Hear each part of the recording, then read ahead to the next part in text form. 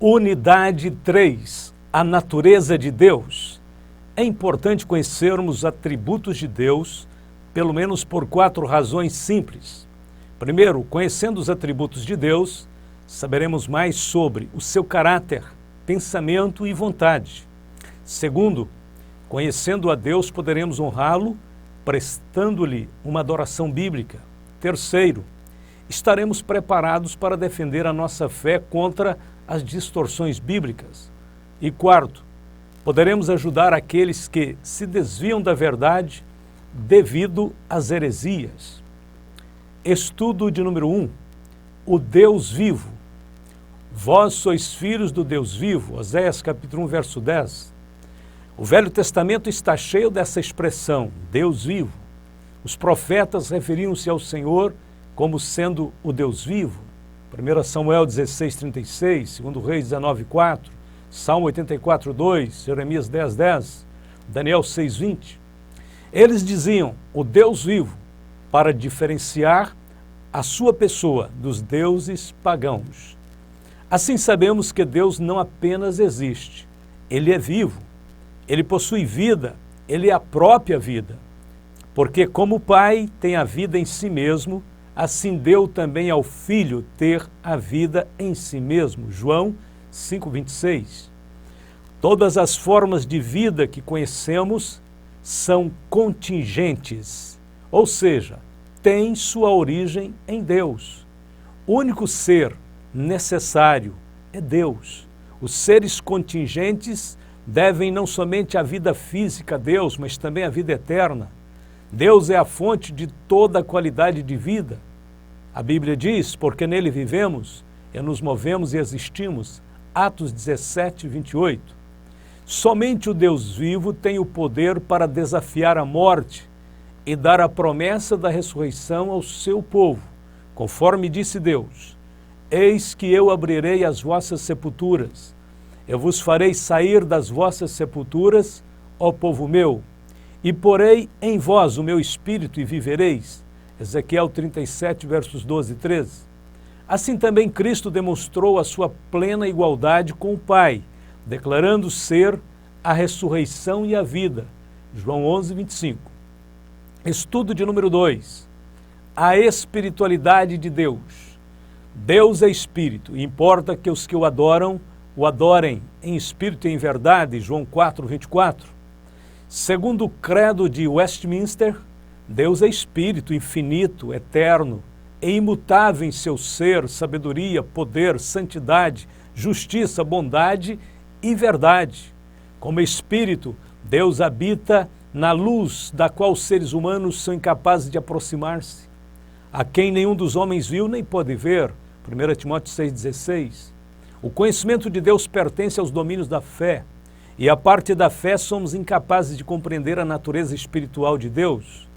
O homem natural tem dificuldade de pensar em Deus de forma puramente espiritual e, ao invés de exercitar a fé, prefere muitas vezes se entregar à adoração de objetos, de imagens, resultando daí a idolatria.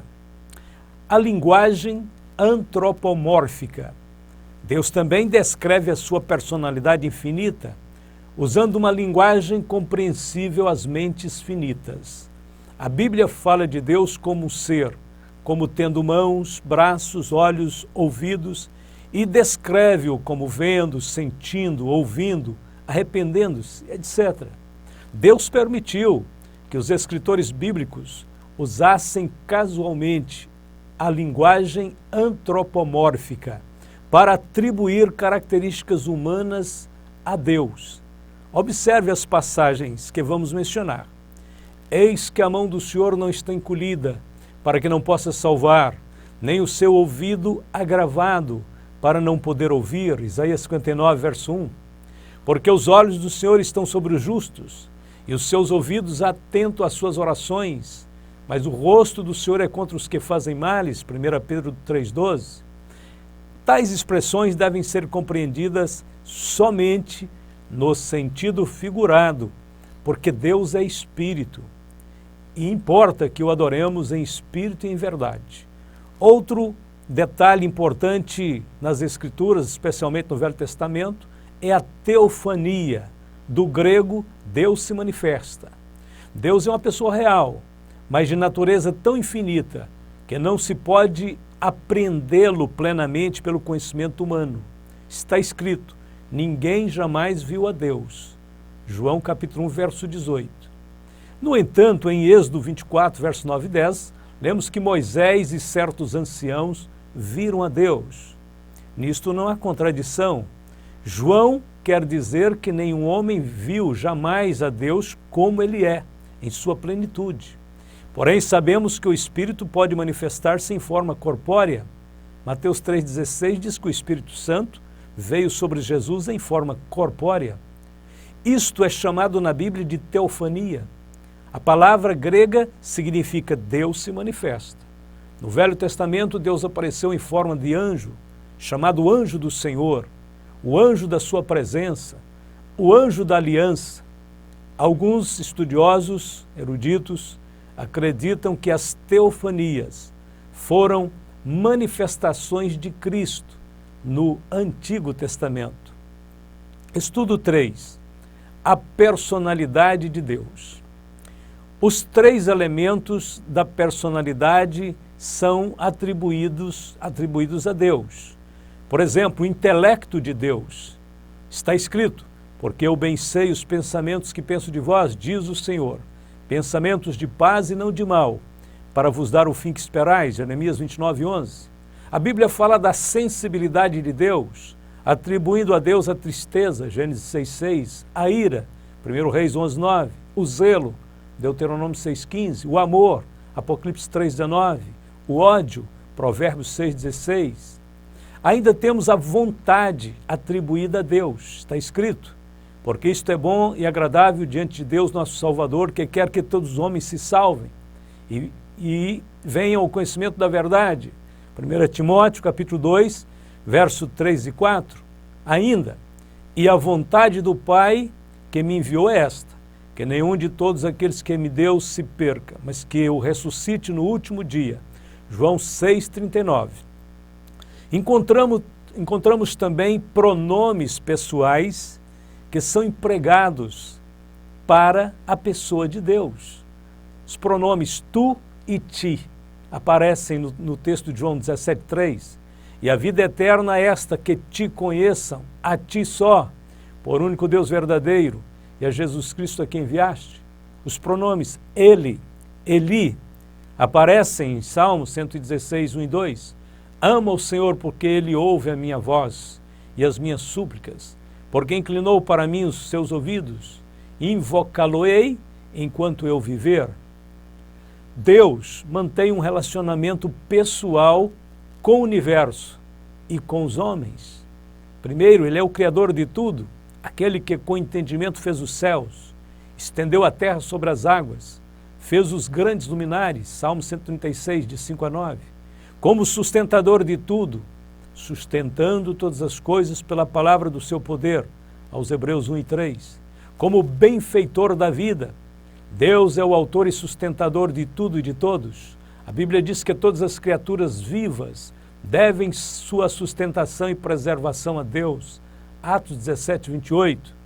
Quarto, como soberano, participante da história humana, no exercício de sua infinita sabedoria e poder, Deus dirige e controla pessoalmente as ações livres dos homens, de modo a determinar que todas as coisas concorram para o bem-estar dos seus filhos, Romanos 8, 28. E por fim, Ele se revela como um pai cuidadoso que zela dos seus filhos, Hebreus 12, verso 6. Estudo de número 4, os nomes de Deus. O nome de Deus, nas Escrituras, significa mais do que uma combinação de sons. Representa seu caráter revelado. Deus revela-se a si mesmo fazendo-se conhecer ou proclamando seu nome. Êxodo 6:3, Êxodo 33:19, 34:5 e 6. Vamos ver os nomes de Deus mais comuns que encontramos nas Escrituras. O primeiro, Elohim, Gênesis capítulo 1, verso 1. Elohim é o Deus Criador. A forma plural significa plenitude de poder e representa a Trindade. A palavra Elohim é a palavra hebraica mais comum para designar Deus.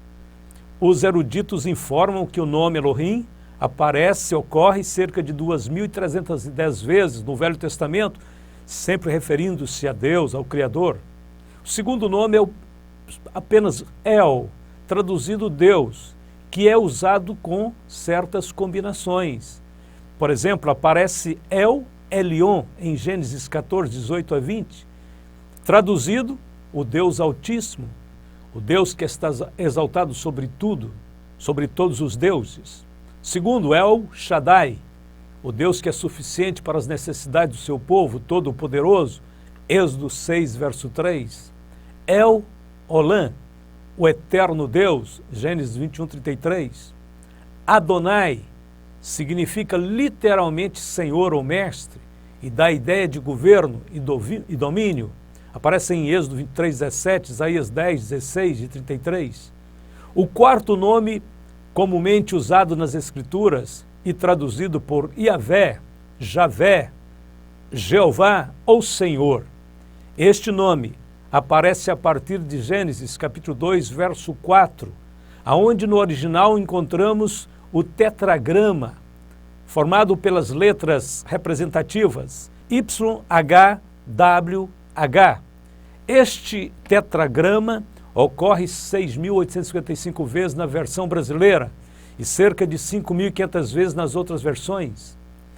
Este tetragrama não tem uma pronúncia exata, ela se perdeu. O hebraico era escrito sem vogais e, portanto, não existe maneira de saber com exatidão como Moisés, Davi ou outros dos tempos antigos pronunciaram essas quatro consoantes.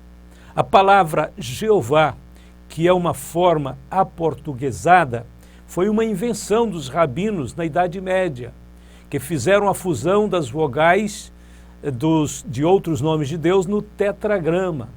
E só a partir de 1520 é que a expressão Jeová começou a ser usada. O significado desse nome é mais importante que o conhecimento de sua pronúncia original. Perguntado por Moisés sobre qual era o seu nome, Deus disse a Moisés: eu sou o que sou. E disse mais: assim dirás aos filhos de Israel: eu sou, me enviou a vós. Êxodo 3,14.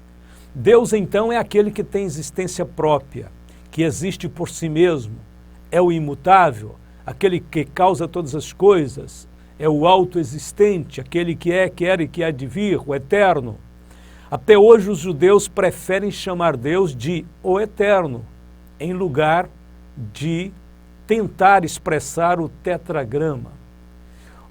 Existem formas compostas de Jeová, daquilo que nós podemos tomar como uma possível pronúncia do tetragrama. Vamos então se utilizar do termo Jeová. Encontramos na Bíblia o nome Jeová Jireh, Gênesis 22, 13 e 14, que é traduzido pelo Senhor proverá, que é uma revelação da providência divina. Segundo, Jeová Nissi, Êxodo 17, 15, o Senhor é nossa bandeira, apontando para a liderança divina. Terceiro, Jeová Rafá, Êxodo 15, 26, que quer dizer o Senhor que sara, Ele é o restaurador de nossos corpos. Quarto, Jeová Shalom, Juízes 6, 24, o Senhor nossa paz, o restaurador de nossas emoções. Quinto, Jeová Raá, Salmo 23, verso 1, o Senhor é meu pastor, nome que revela a sua orientação, proteção e bondade pessoais.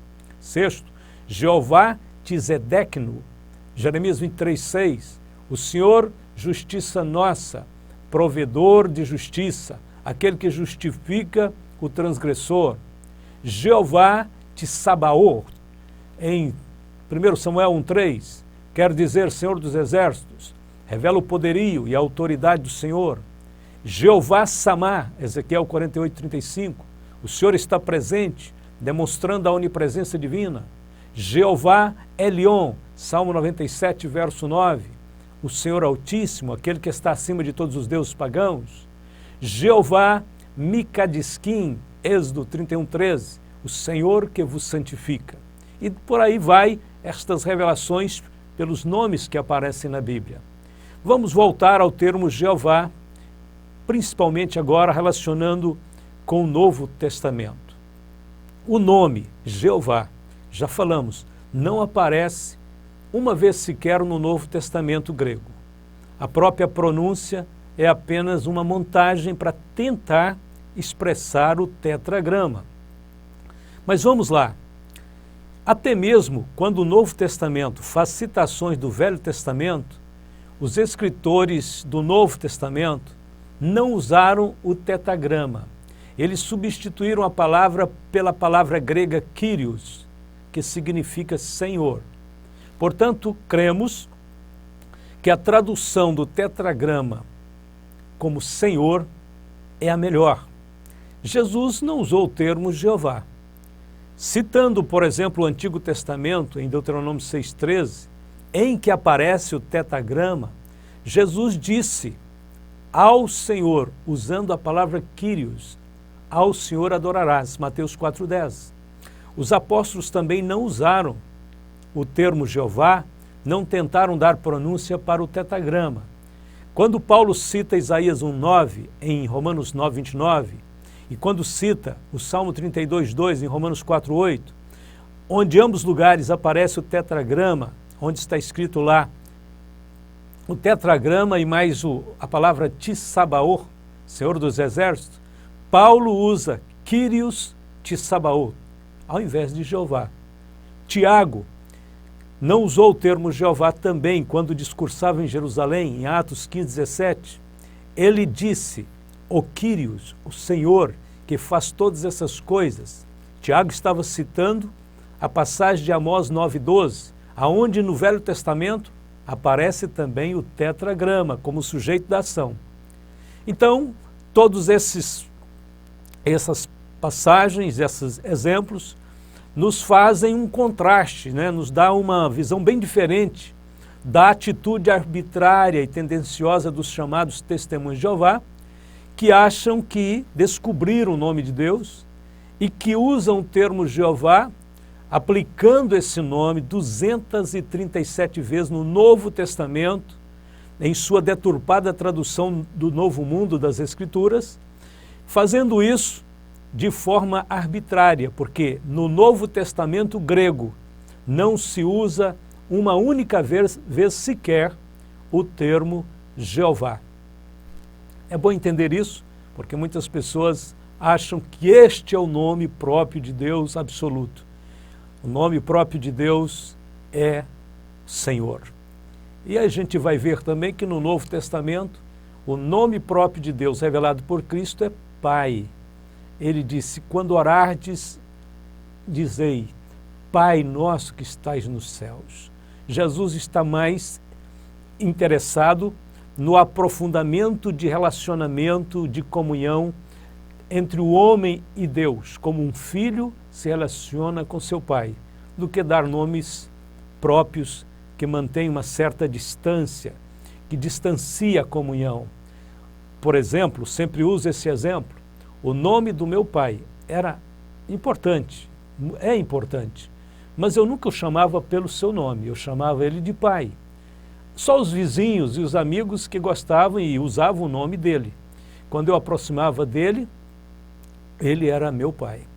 Então Jesus também revelou este relacionamento, demonstrou que este é o relacionamento que nós devemos ter com Deus.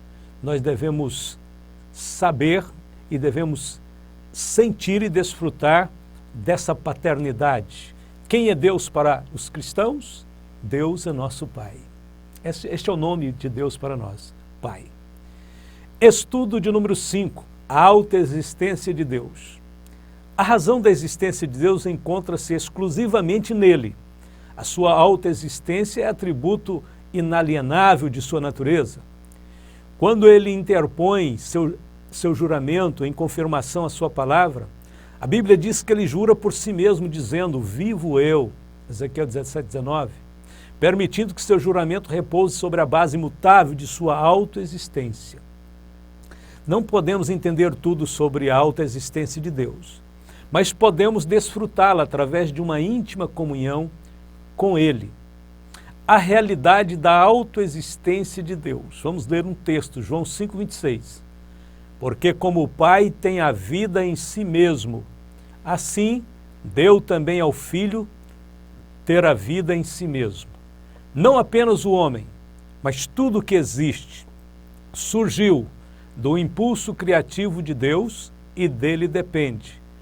A Bíblia diz: todas as coisas foram feitas por Ele, e sem Ele, nada do que foi feito se fez. João 1:3.